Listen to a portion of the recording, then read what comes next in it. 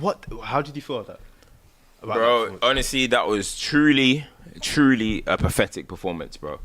I said it on, I tweeted it, and that was a pathetic performance. When I say pathetic, I mean, I don't know what England went out to do there. You know what I mean? Offensively, it was poor. Defensively, I want to say it was very poor defensively. Midfield was an absolute shambles. And in the end, it truly felt like a nothing performance. Like, I don't even know what was going on out there. As you mentioned, with Harry Kane in there, it's a completely different one. You're going to need to be creative in that role. And I've said it before, I don't look at Jude Bellingham and say, oh, you're a creative player.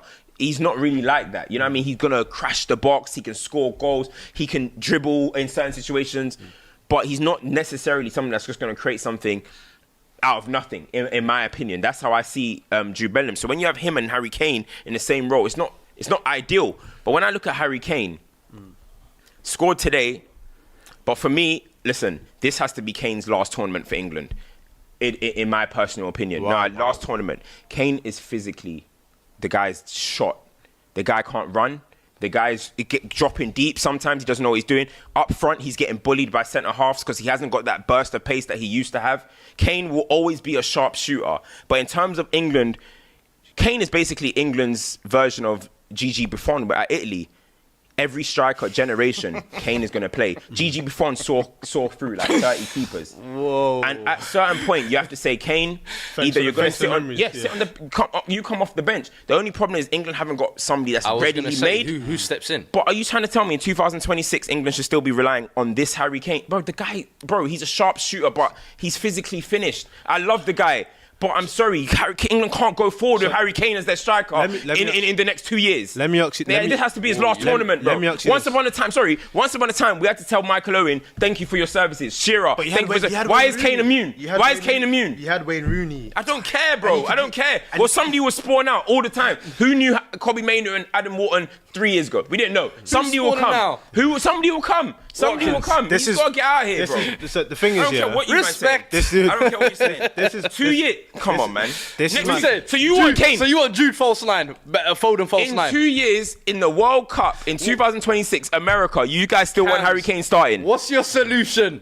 I need to know your solution. I would rather run with a false nine than rely on Harry Kane in 2026, 100%. So, but this is my thing, yeah. Who false nine? Are we saying, yeah? Before we even get to that, yeah, are we saying that? Give me anyone. Oh my gosh, this guy's so mad. Give me anyone. Are we saying, yeah, that Harry Kane in the box is still not able to put chances away? Because if you're saying that, then okay, cool, that's a different conversation. Jude can put chances away in the box. Saka can put chances. What do you mean in the box? What are you doing?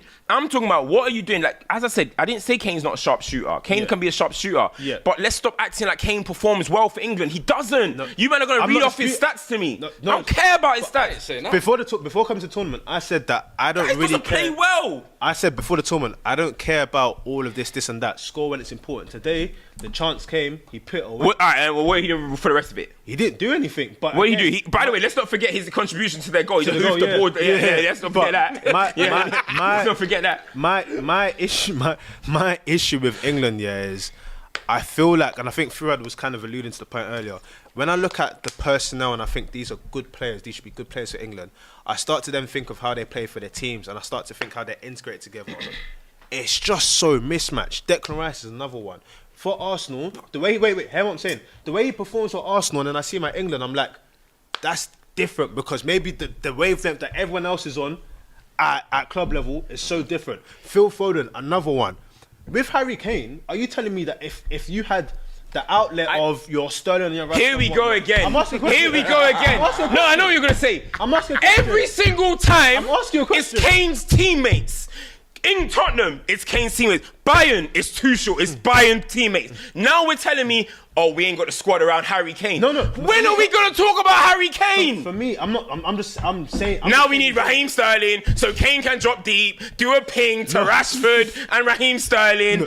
Bro, come on, you guys. The thing is, I kind of hit. No. Camps. The thing is, now this talented England squad that we've hyped up is not good enough now for Harry Kane. I agree with what do we need to go France? We have the talent. What did I say in the preview? We have the talent. When we did the preview, what did I say? I said, are we gonna say that with this amazing squad that's been assembled for Kane, he's not gonna deliver in the big moments? I said that before. I agree but with my you, whole Cams. thing is, yeah, But what's the solution? Bro, stop saying what is the solution. What's bro. the solution? All right, I like the run that Watkins made. That run. Ollie Watkins is there.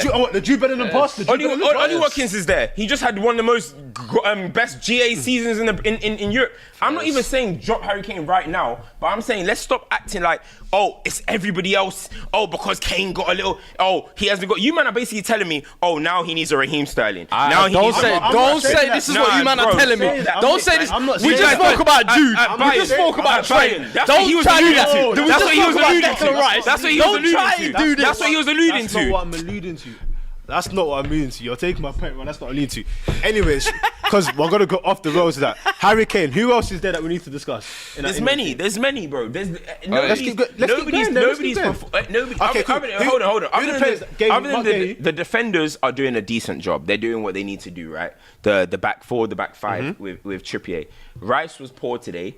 Yeah, and to me, when I was looking at him today, I was like, I don't know if he's physically finished because there was a pass that he made to Trent in like 5 minutes into the game, passed it back to him and nearly went off the pitch. I couldn't believe it. And then for me, his body language today wasn't great as well. He seemed like he was frustrated. His head was down. And one thing you at least acknowledge, or what do you say?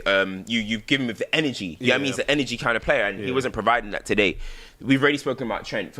Foden, he shouldn't be playing wide, but even so, Better yes, today, though. okay, he was a little bit better today, but you need some certain impetus as well. After a while, we made 3-4 changes. It looked disjointed, and then genuinely just looked like a bunch of guys on the pitch who have never met each other, just trying to make anything happen.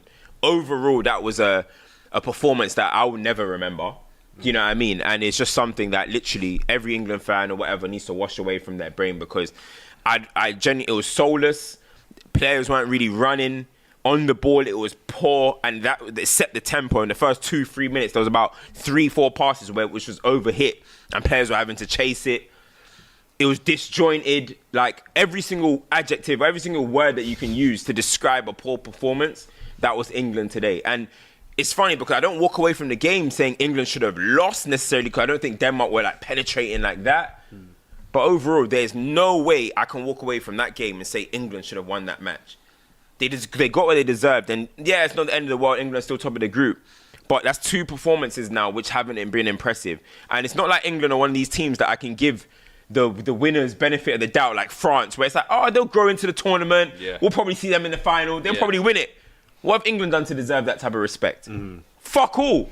England have done nothing to deserve that type of respect. Quarterfinals, semis, finals.